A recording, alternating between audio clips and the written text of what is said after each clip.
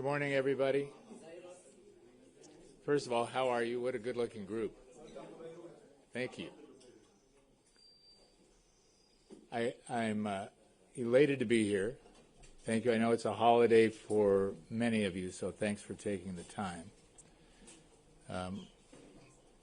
We just had a amazingly interesting and satisfactory meeting with the President and his team, for which President Trump, Secretary Rubio, and myself are unbelievably grateful for the speed, the thoughtfulness, the considered tone of a response to our suggestions. This is a very interesting time for Lebanon. It's a very interesting time in the region. And you covering all of the aspects of what's in this very difficult zip code know more than anything that there's an opportunity. There's an opportunity in the air. And nobody's better than the Lebanese at choosing these opportunities all over the world, right? We always talk about it, and I'm a product of that system. I'm saying you go anywhere in the world and there's a desert, you put one Lebanese in the middle of that desert and there'll be an oasis. But for some reason we can't do it at home, which is mind-boggling, right? But it's time. It's time that the region is changing. Everything is moving at warp speed. All of the countries around us are changing, are morphing. You have a President of the United States who has committed to saying that he has great respect for Lebanon, that he's behind it, and he wants to help in peace and prosperity. I don't think there's been that kind of remark since Dwight Eisenhower. Most of you weren't born in that era. So we're hopeful, we're grateful, and I'm here to answer any questions.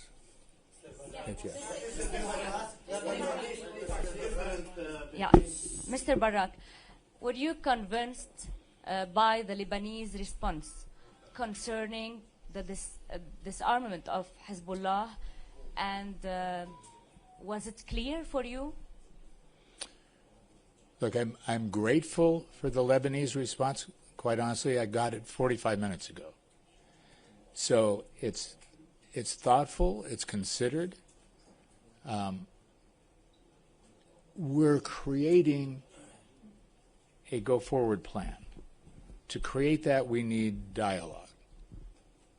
What the government gave us was something spectacular. In a very short period of time, in a very complicated manner, I'm unbelievably satisfied with the response. Now what it takes is a parry and thrust to the details, which we're going to do. We're both committed to get to the details and get a resolution. So I'm hopeful. I'm very, very hopeful. The President put a great team on it. The entire government is behind that approach. Of course, the complexity of all of this is massive. But at the end of it, it's simple. Is everybody tired of what's gone on for the last 60 years? And I think the answer is absolutely yes. So to put all that aside and to say now we have a new architecture, but we have to grab it now. And everybody's going to have to give up something. But you give up something of a hope and expectation of an illusion of the adversarialness that we've had internally. We can handle the outside world right now. I mean, that's the opportunity. Is all what we thought were enemy combatants or problems or troubles can subside. And you can get support from the world to do that. It has to start from within. And this is all of your challenge. You have asked Lebanon to get the chance offered today. There will be another chances for Lebanon, and how are you going to deal with the Hezbollah position who refused to hand in his arms to the Lebanese government? Well, the good news for the U.S. is we don't intend to deal with it. We intend for you to deal with it. So this is not a situation of the United States coming in and saying, let us tell you we want regime change. Let us tell you we're unhappy with one of your largest political parties. Let us tell you that we're unhappy with the religious sectarianism that goes on in the country. None of that is true. What we're doing is saying, you want change, you change it, and we'll be there to support you. If you don't want change, it's no problem. The rest of the region is moving at Mach speed, and you will be left behind. Sadly, you will be left behind. And this is really the message. It's the message from Secretary Rubio. It's the message from President Trump. It's the message from the world. Is come on, get with it. You're the pearl of the Mediterranean.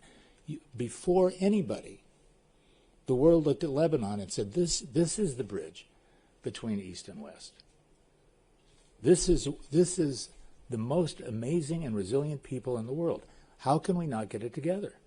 So it's not the U.S. who's dealing with the Hezbollah. It's not the U.S. who's dictating to you what to do. We're saying, you want to enable it? We'll help. Do you think they will? Okay, the third question is Daniel. Thank you. Yes. Layal Saad, Sky News Arabia.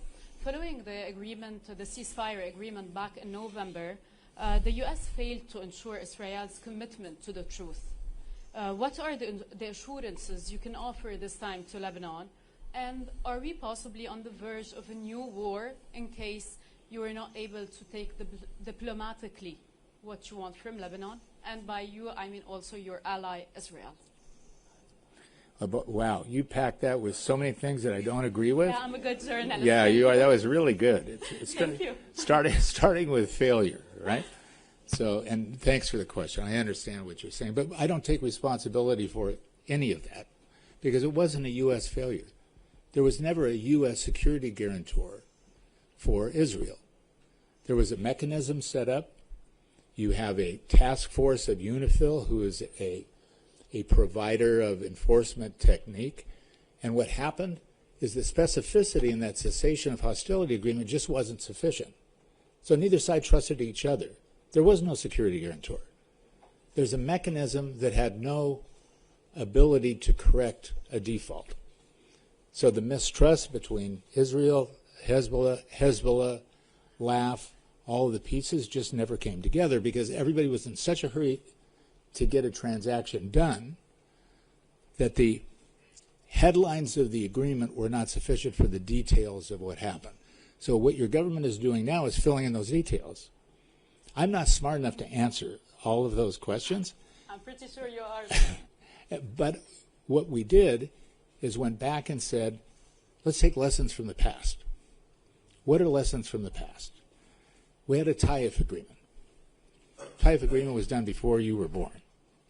I actually went back and took the Taif agreement and went through line by line. It's almost exactly what we're talking about today.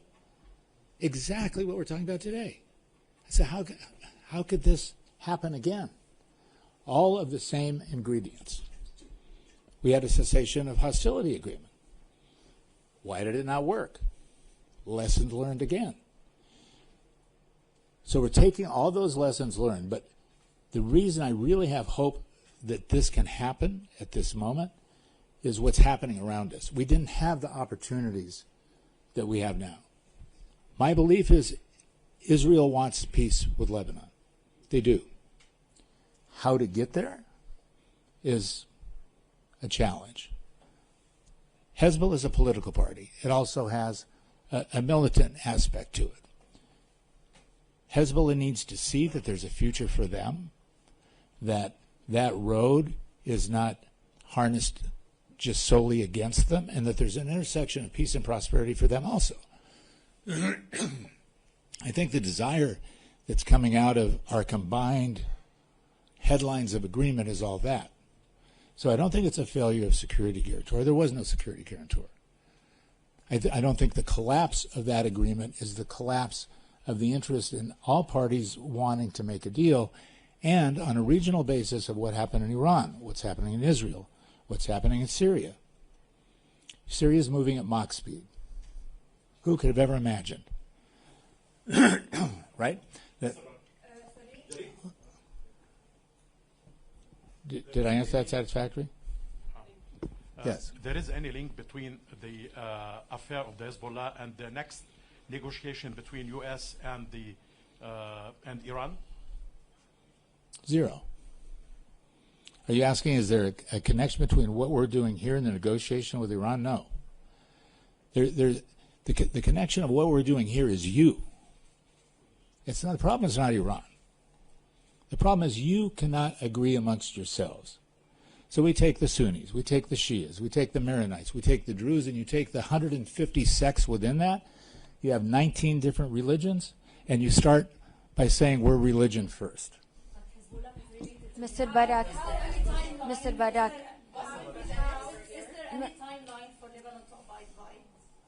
But Lebanon doesn't need to abide by. Lebanon is hurrying, trying to get to a formulation of what they need that we then, as America, can usher. We brought with us today one of the senior people on the staff of the Senate Foreign Relations Committee for Senator Shaheen. Roy is here Excuse me. someplace. How? Here. Let me finish a statement.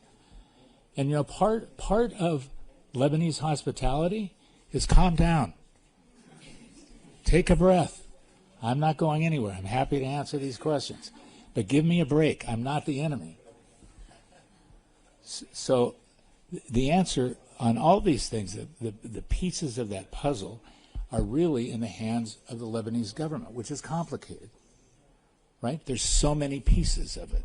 But until we get unanimity, there's nothing that America can do to usher that process through. That's all we're trying to do, is to usher it quickly while this region is recasting itself. What is the first difference between American approach and Lebanese approach or Lebanese response?